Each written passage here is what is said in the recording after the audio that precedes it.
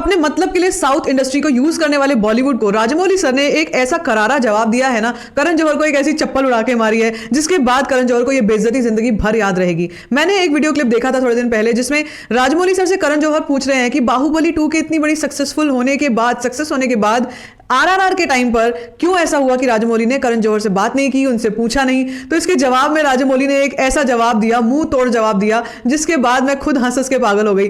उन्होंने जवाब में बोला कि जब बाहुबली 2 इतनी बड़ी सक्सेसफुल फिल्म हो गई थी तो मैं भी कुछ आपसे एक्सपेक्ट कर रहा था कि एज अ डायरेक्टर आप मुझे कोई तो क्रेडिट देते, आप मुझे कोई तो एक्नॉलेजमेंट देते, और जब आपने कुछ किया ही नहीं तो आप मुझसे कैसे एक्सपेक्ट कर सकते हैं कि मैं आरआरआर जैसी इतनी बड़ी फिल्म में आपका नाम डालना चाहूंगा। इसको कहते हैं ईंट का जवाब पत्थर से देना। बॉलीवुड के छक्के छुड़ाने साउथ इंडस्ट्री 2023 में पूरी तरीके से रेडी है। क्या बॉलीवुड इस थ्रेट से इतना डरा हुआ है कि एक के बाद एक इसी तरीके के यूट्यूबर, पेड यूट्यूबर और रिव्यूअर्स के थ्रू पठान को आगे बढ़ाने की कोशिश कर रहा है? और क्या 2023 में साउथ की ये जो आंधी है रुकने वाली है या नहीं, इसी बारे में बात होगी आज के वीडियो में। तो इस वीडियो को अंत तक जरूर देखिएगा, और अगर अभी तक मेरे चैनल को सब्सक्राइब नहीं किया है तो सब्सक्राइब करके बेल आइकन भी दबा दीजिए, क्योंकि इसी तरीके का मीनिंगफुल कंटेंट मैं आपसे शेयर करती रहती हूं। तो जो लोग भी इस भुलेखे में हैं कि इस साल बॉलीवुड कुछ ज्यादा ऐसा करने वाला है जिसके बाद साउथ इंडस्ट्री का नामो निशान ही नहीं रहेगा, उनको मैं बता दूं कि साउथ का लाइनअप सुनने के बाद हिल जाओगे। 2023 is the year of Pushpa 2, 2023 is the year of Salar, 2023 is the year of Kabza, and could be a lot of Sandalwood and Telugu and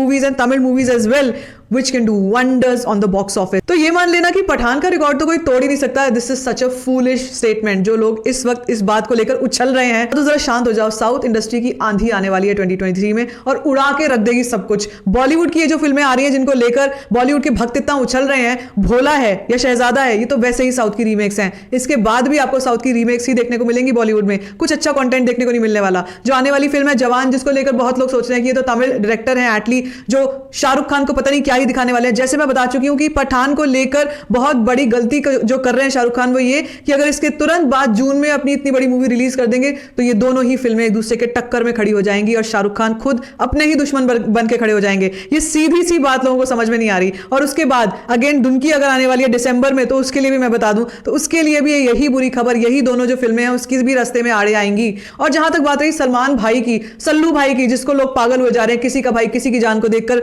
वो मूवी अटर फ्लॉप होने वाली है। वैसे भी वो एक तमिल अजीत की मूवी है वीरम के नाम से, उसी का रीमेक है। ड्राइविंग लाइसेंस का रीमेक सेल्फी है। जितनी भी मूवीज आप बड़ी बड़ी जिनके नाम सुन रहे हो सारी की सारी रीमेक्स हैं। भोला, जिसके टीजर को लेकर लोग इतने खुश हो जा रहे हैं, टीजर 2 जो भोला का जो सेकंड टीजर आया है उसको मैं गारंटी से कह सकती हूँ इतनी बकवास पिक्चर निकलेगी, क्योंकि वैसे ही अजय देवगन रीमेक्स बनाते रहते हैं, उनके पास अपना कोई कंटेंट नहीं है। और दूसरी चीज ये कि जब भी वो इस तरीके का डायरेक्शन करते हैं वो घटिया ही निकलता है, चाहे उसमें तब्बू को ले लो चाहे किसी को भी ले लो। भोला है तो रीमेक ही ना, साउथ की ही रीमेक है, तो इतना उछलने वाली बात कौन सी है। और दूसरी चीज ये कि भोला के बाद अगर लोकी वर्स की तरह अगर इसमें भी एक यूनिवर्स बनाया तो यार विक्रम का रीमेक मत बना देना। हाथ जोड़ के मेरी आप लोगों से विनती है कि विक्रम जैसी मास्टरपीस का रीमेक मत बनाना। और अभी तो तुम पहले की रीमेक्स नहीं पढ़े हो, आगे तो लोकेश कनगराज और भी कुछ बड़ा करने ही वाले हैं। बहुत सारी ऐसी अनाउंसमेंट्स हैं जो अभी तक तो आई ही नहीं है। तो बॉलीवुड का एरोगेंस है ना जो वापस आ गया है, मैं उसी एरोगेंस का जवाब देने वाली हूं साउथ इंडस्ट्री के थ्रू 2023 में। जितने भी भक्त हैं जो उछल रहे हैं और गालियां बक रहे हैं कमेंट सेक्शन में,